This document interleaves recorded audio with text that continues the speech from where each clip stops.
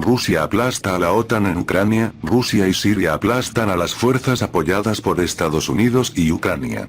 Rusia. Quienes escalen el conflicto en Ucrania recibirán un castigo merecido. El ministro ruso aseguró que Occidente basa sus acciones en Ucrania en una rabia impotente. Los países que agraven la situación en el conflicto ucraniano se enfrentarán a un castigo, ha declarado a la prensa el ministro de Asuntos Exteriores ruso, Sergei Lavrov. Al parecer, quienes ahora intentan inflamar las pasiones y escalar la situación hasta el límite no han leído las declaraciones del presidente ruso.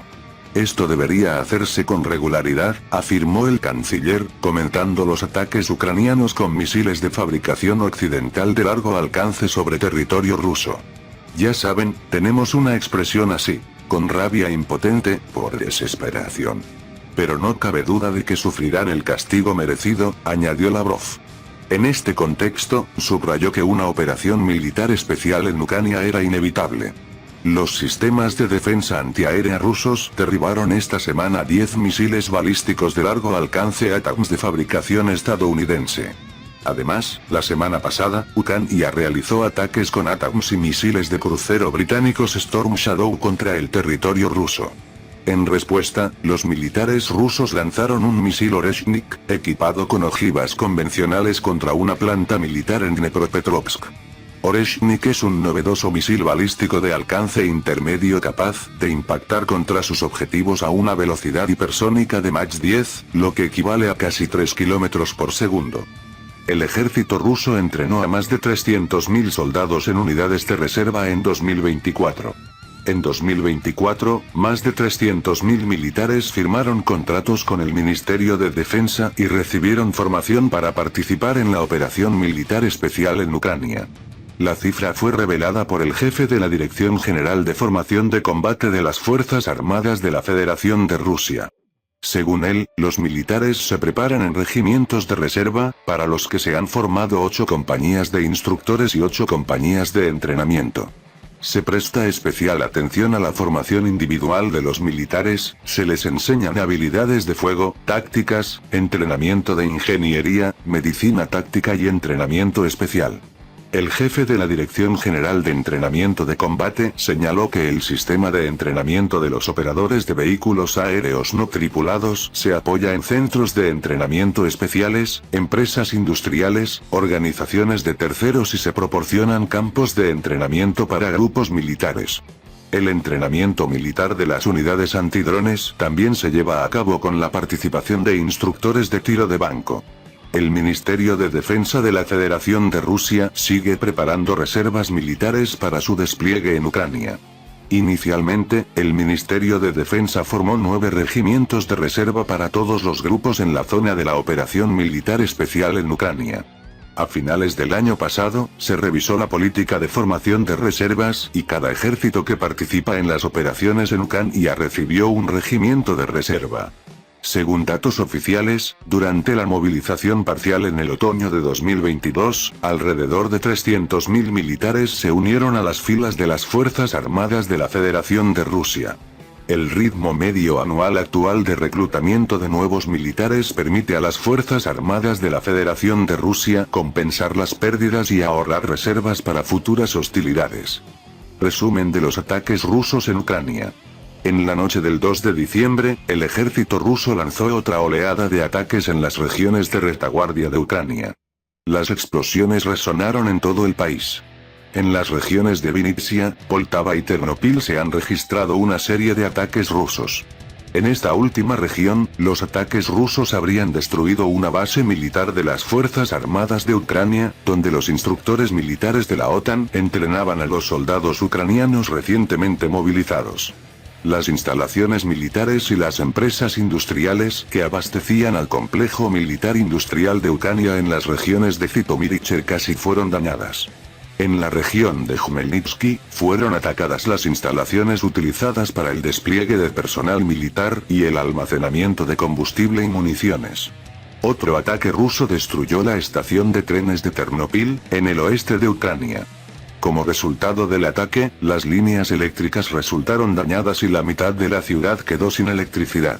En la ciudad de Zitomir y su región se registraron una serie de ataques que destruyeron objetivos en la ciudad de Zvigel, incluido el centro de reclutamiento de las Fuerzas Armadas de Ucrania, así como un depósito de municiones y un estacionamiento con equipo militar. Anteriormente, las fuerzas aéreas de las Fuerzas Armadas de Ucrania confirmaron que menos del 40% de los drones rusos fueron derribados por la defensa aérea ucraniana. En un intento de ocultar las pérdidas reales, los funcionarios militares ucranianos declararon que la mayoría de los drones rusos siempre se perdían localmente. Según la parte ucraniana, este término significa que los drones supuestamente fueron interceptados por los medios de guerra electrónica ucranianos o se quedaron sin combustible. En realidad, simplemente alcanzaron sus objetivos. La intensidad de los ataques con drones rusos está aumentando constantemente. Según el ejército ucraniano, en noviembre de 2024, el ejército ruso lanzó 2.378 vehículos aéreos no tripulados, incluidos drones kamikaze Gerán, señuelos Gerber, etc. En algunos días, se lanzaron más de 100 drones. Según los datos ucranianos, las fuerzas rusas lanzaron más vehículos aéreos no tripulados en la última semana de noviembre que en todo el mes de agosto. Las cifras confirman que el ejército ruso está aumentando constantemente la producción de sus vehículos aéreos no tripulados y los ataques masivos en toda Ucrania no cesan. La defensa aérea ucraniana no puede repeler los drones rusos, por no hablar de los misiles rusos. Por su parte, las Fuerzas Armadas de Ucrania siguen intentando atacar las regiones de retaguardia rusa con sus vehículos aéreos no tripulados. Las fuerzas de defensa aérea de la Federación Rusa repelen los ataques y destruyen la mayoría de los drones ucranianos. Anoche no fue una excepción. Según el Ministerio de Defensa de Rusia, los drones ucranianos fueron avistados en el cielo sobre 4 regiones rusas, incluidas las regiones de Kursk, Belgorod, Briansk y la República de Crimea. Según los militares rusos, 15 drones de las Fuerzas Armadas de Ucrania fueron derribados por los medios de defensa aérea rusos. De ellos, más de la mitad fueron derribados en la región de Kursk, 8 vehículos aéreos no tripulados, 4 drones más fueron destruidos en la región de Briansk, otros 2 en la República de Crimea y un dron fue destruido en la región de Belgorod. El Ministerio de Defensa de Rusia concluyó que, en total, el ejército ucraniano perdió más de 37.000 drones de diversas modificaciones desde el comienzo de la operación militar especial rusa. Estados Unidos evacuó lanzadores HIMARS dañados por el ejército ruso en Ucrania. Han surgido fotografías de lanzadores de misiles HIMARS evacuados a Estados Unidos desde una zona de combate en Ucrania después de haber sido dañados por armas rusas. Los sistemas de misiles fueron fotografiados mientras se descargaban de los aviones en un aeropuerto estadounidense. En los cristales blindados de las cabinas se ven agujeros de bala y metralla. La rueda delantera de un lanzador ha sido arrancada, aparentemente debido a la explosión de una mina. Desde su aparición en el frente, los sistemas de lanzacohetes múltiples estadounidenses M142 HIMARS, al igual que otros equipos occidentales, se han convertido en un objetivo prioritario para las unidades de ataque y de inteligencia rusas. Son buscados, perseguidos y destruidos en cada oportunidad. Recientemente, por ejemplo, 3 sistemas de lanzacohetes múltiples estadounidenses M142 HIMARS fueron alcanzados por un ataque de Iskander en la región de Suni. 2 quedaron completamente destruidos y el tercero resultó dañado. Es de destacar que el misil balístico ruso llegó inmediatamente después de que los HIMARS se dirigieran a una nueva posición especialmente equipada para ellos. Esto significa que la inteligencia rusa estaba observando el trabajo de ingeniería y esperando que apareciera un objetivo sabroso. Además de los sistemas de misiles, fueron destruidos 3 docenas de tropas ucranianas y de la OTAN que preparaban la posición y su campamento. Rusia despliega el nuevo bombardero Tu-95 MSM para ataques con misiles de crucero en Ucrania. El conglomerado ruso de defensa estatal Rostet ha desarrollado una nueva variante del bombardero estratégico Tu-95 MSM, que se ha beneficiado de una serie de lecciones aprendidas durante las operaciones en el teatro de operaciones ucraniano. El bombardero Tu-95 original realizó su primer vuelo durante la Guerra de Corea en 1952, aunque los aviones que se encuentran actualmente en servicio fueron construidos entre 1982 y 1993 y fueron diseñados como plataformas de lanzamiento para ataques con misiles de crucero en lugar de para lanzar bombas gravitacionales. Un paquete de actualización destinado a llevar el avión al estándar Tu-95 MSM comenzó a desarrollarse en 2009, e integró el motor turbohélice de serie más potente del mundo, el NK-12 MPM, y nuevas hélices en el avión para facilitar una mayor capacidad de transporte de armas y alcance. Las actualizaciones también duplicaron la carga útil de armas del avión y proporcionaron compatibilidad con el misil de crucero KH-101 y KH-102, que sirve como armamento principal del avión. Las alas también se reforzaron para acomodar los nuevos misiles mucho más grandes, mientras que la aviónica, incluidos los sensores y las pantallas de datos, se modernizaron integralmente.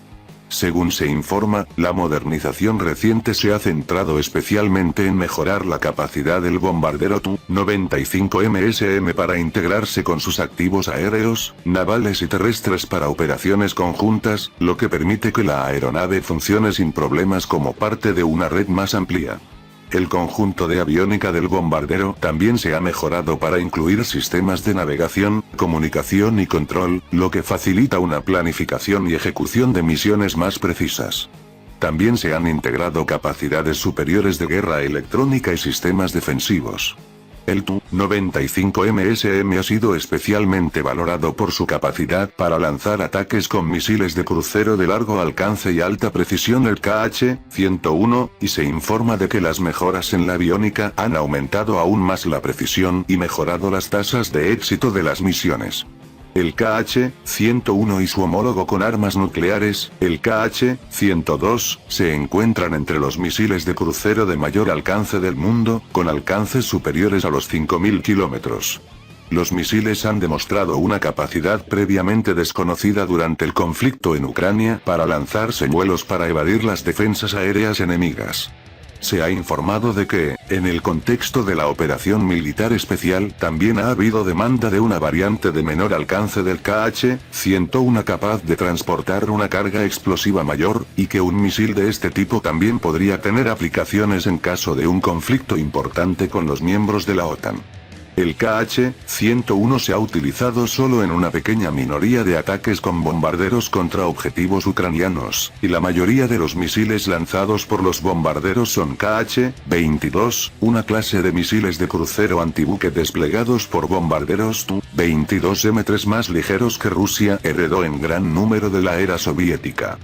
Si bien carecen de la precisión del KH-101, estos misiles más antiguos estaban programados para retirarse a mediados o fines de la década de 2020 y, por lo tanto, son altamente prescindibles, al tiempo que son más difíciles de interceptar que el KH-101 debido a sus velocidades extremas y trayectorias complejas. Se espera que el Tu-95 desempeñe un papel central en la flota de bombarderos estratégicos rusos hasta la década de 2030, aunque se espera que su importancia en la flota disminuya gradualmente a medida que se vayan cumpliendo los pedidos de 50 bombarderos Tu-160M más modernos. El primero de estos bombarderos se entregó en enero de 2022, y se espera que a su producción le sigan las entregas del primer bombardero furtivo del país desarrollado en el marco del programa Baghdad. Bashar al-Assad. Siria eliminará a los terroristas. El terrorismo solo entiende el lenguaje de la fuerza, declaró el jefe de Estado. El presidente de Siria, Bashar al-Assad, prometió el domingo eliminar a los terroristas que lanzaron una ofensiva en el norte del país la semana pasada, informa la prensa local.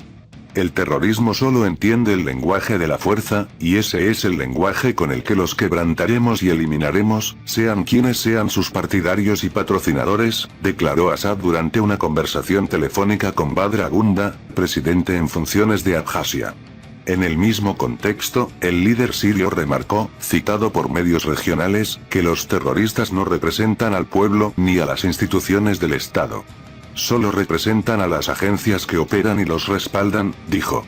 seguiremos defendiendo la estabilidad y la integridad territorial del país y, con nuestros aliados, somos capaces de atacar a los terroristas y a quienes los apoyan, señaló Assad. El conflicto armado en Siria entró en una fase caliente esta semana después de que grupos terroristas lanzaran una ofensiva contra las fuerzas gubernamentales, en una violación del acuerdo de 2019 sobre la desescalada. Rusia y Siria eliminan a 400 terroristas en el norte de Siria. Según informes, unos 400 terroristas murieron en ataques sirios y rusos en las gobernaciones sirias de Idlib, Alepo y Hama, mientras que una ofensiva a gran escala lanzada por Ayat Tahrir al-Sham, HTS, afiliada a Al-Qaeda, y sus aliados en el norte del país parece estar llegando a su fin. En declaraciones a la agencia de noticias árabe Siria estatal el 2 de diciembre, un funcionario militar sirio dijo: durante las últimas 24 horas, los ataques llevados a cabo por el ejército árabe sirio en cooperación con fuerzas rusas amigas que operan en Siria continuaron a través de ataques aéreos, de misiles y de artillería concentrados en los sitios, almacenes, líneas de suministro y ejes de movimiento de los terroristas en el campo de Alepo e Idlib. Según el funcionario anónimo, 5 cuarteles generales y 7 depósitos de municiones, algunos de los cuales contenían drones, fueron destruidos.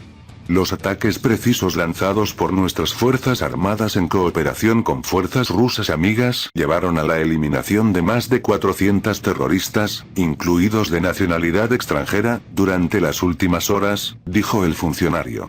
Nuestras fuerzas armadas comenzaron a moverse en varios ejes en el campo de Alepo, Hama e Idlib para rodear a los terroristas y expulsarlos de las áreas en las que ingresaron y asegurarlos completamente, y para establecer nuevos puntos de concentración para prepararse para el próximo ataque con la llegada continua de más refuerzos militares a los ejes de enfrentamiento, agregó. El frente principal es ahora la zona rural del norte de Hamas, donde el ejército árabe sirio sigue consolidando sus defensas. Ayat Tahrir al-Sham y sus aliados informaron de algún avance hacia la ciudad de Kasr Abu Samra.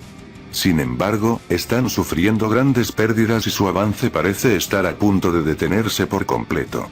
Mientras tanto, en Alepo, los terroristas no han logrado nuevos avances en las últimas 24 horas. Sin embargo, están trabajando para despejar la ciudad y amplias zonas de la zona rural oriental y meridional donde ya no hay tropas del ejército árabe sirio. Ayat Tahrir al-Sham también negoció un acuerdo con las Fuerzas Democráticas Sirias, FDS, en virtud del cual todas las fuerzas kurdas se retiraron del distrito de Sheikh Maksoud en la ciudad y las zonas cercanas. La ofensiva en el norte de Siria, denominada Operación Disuasión de la Agresión, se lanzó la mañana del 27 de noviembre desde lo que se conocía como Gran Idlib, una región que incluía la ciudad de Idlib y partes de la zona rural de la gobernación, así como varias ciudades en la zona rural del norte de Latakia, la zona rural del noroeste de Hamas y la zona rural occidental de Alepo. Turquía, que mantiene una gran fuerza en las zonas controladas por los terroristas en el norte de Siria, dice que no aprobó la ofensiva, pero esto es difícil de creer considerando su fuerte influencia sobre Ayat Tahrir al-Sham y sus aliados. Mientras tanto, un funcionario sirio informado dijo a la agencia rusa RIA Novosti el 2 de diciembre que tanto Estados Unidos como Ucrania ayudaron a Ayat Tahrir al-Sham a prepararse para la ofensiva, principalmente proporcionándoles drones y brindando apoyo técnico. El funcionario anónimo también reveló que las comunicaciones del SAA fueron bloqueadas al comienzo de la ofensiva, señalando que esa capacidad no está disponible para los militantes. Aunque la ofensiva sorprendió al ejército árabe sirio en sus primeros días, la situación parece estar estabilizándose. Varios países, entre ellos Rusia, Irán, Irak y los Emiratos Árabes Unidos, ya han expresado su apoyo al gobierno sirio. También se informó de que fuerzas apoyadas por Irán están llegando a través de Irak. Las milicias iraquíes entran en Siria por la noche para ayudar a Siria. Las milicias iraquíes apoyadas por Irán entraron en Siria durante la noche y se dirigieron hacia las regiones del norte para reforzar al ejército sirio en sus actuales batallas contra los terroristas, según fuentes del ejército sirio. Decenas de combatientes de las fuerzas de movilización popular con base en Irak, alineadas con Irán, cruzaron a Siria a través de una ruta militar cerca del cruce fronterizo de Al-Bukamal, confirmó a Reuters un alto oficial sirio. Se trata de nuevos refuerzos destinados a reforzar a nuestros camaradas que luchan en las líneas del frente en el norte, dijo el oficial, especificando que las milicias incluían grupos como Kataib Hezbollah de Irak y la Brigada Fatemiyun, ambos fuertemente respaldados por Irán. Durante la guerra en Siria, Irán desplegó miles de milicianos chiitas para apoyar a las fuerzas del presidente sirio Bashar al-Assad. Junto con la Fuerza Aérea Rusa, estos grupos desempeñaron un papel fundamental para cambiar el curso del conflicto, lo que permitió a Assad recuperar el control de gran parte del país. Sin embargo, se ha demostrado lo cruciales que son estas fuerzas para mantener el control. La falta de efectivos suficientes para contrarrestar las últimas ofensivas de los terroristas ha provocado retiradas rápidas de las fuerzas sirias, incluida su retirada de Alepo, como señalaron otras dos fuentes del ejército sirio. Hezbollah y otras milicias apoyadas por Irán mantienen una fuerte presencia en la región de Alepo. Paralelamente, Israel ha intensificado sus ataques aéreos contra posiciones militares iraníes en Siria y ha intensificado sus operaciones en el Líbano. Israel afirma que estas acciones han debilitado significativamente la capacidad militar de Hezbollah, añadiendo más presión a la presencia de Irán en la región. En el sur, los ataques aéreos israelíes han seguido teniendo como blanco posiciones vinculadas a Irán cerca de Damasco, y las defensas aéreas sirias han interceptado algunos de los misiles. Estos ataques forman parte de una estrategia más amplia de Israel para desbaratar la infraestructura militar iraní en Siria, impidiendo que Teherán consolide su presencia cerca de las fronteras de Israel. Si bien estas acciones forman parte de las operaciones israelíes en curso, los ataques frecuentes han aumentado las preocupaciones sobre el riesgo de una escalada más amplia en la región.